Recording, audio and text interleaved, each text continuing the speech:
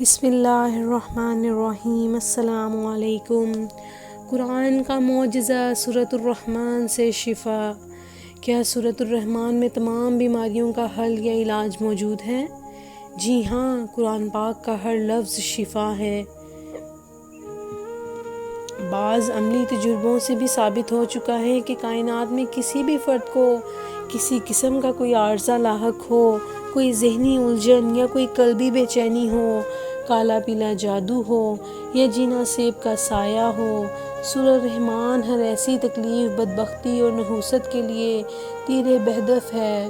یاد رکھیے، الرحمن اللہ عز و جل کی صفت خاص ہے جو بحیثیت رحمان تمام انسانوں کو، چاہے وہ کسی مذہب، فرقے یا کردار کے مالک ہوں، سب پر یکساں مہربان ہے۔ کوئی اس بات کو تسلیم کرے یا نہ کرے، کوئی اچھا کام کرتا ہو یا برے، اس پاک ذات کی مہربانیاں سب کے لیے یکساں ہیں۔ بالخصوص سماعت قرآن کے سلسلے میں جب آپ آنکھیں بند اور ذہن کو خالی کر کے صرف اللہ کا تصور باندھ کر بیٹھتی ہیں تو قلب و ذہن میں اللہ کی یکسوئی آپ کو رحمت کے نور سے مستغرق کر دیتی ہے۔ آسمانی بیماری بہت چھوٹی چیز ہے، اصل بیماری منفی سوچ یا خیالات کے رد عمل ہیں۔ یہ بیماریاں جسم کو دیمک کی طرح چاٹ جاتی ہیں، تاہم اس میں منفی سوچ کو مثبت سوچ کے پاکیزہ جذبوں کے ذریعے ہی ختم کیا جا سکتا ہے۔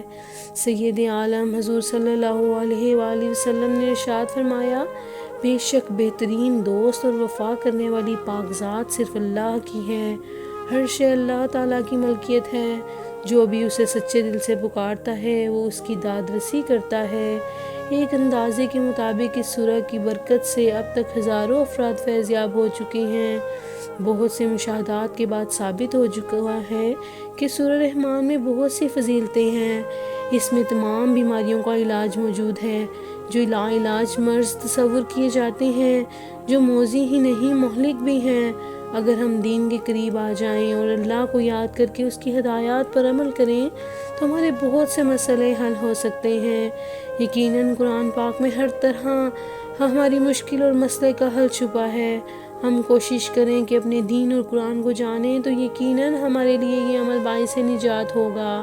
سورہ رحمان کی جو افادیت بیان کی گئی ہے، پہلے مجھے بھی اس کا یقین نہیں تھا، لیکن جب میں بیماروں اور ان تمام لاعلاج مریضوں سے ملی تو میرا وسوسہ اس یقین میں بدل گیا کہ قرآن ہدایت ہی نہیں، شفا بھی ہے۔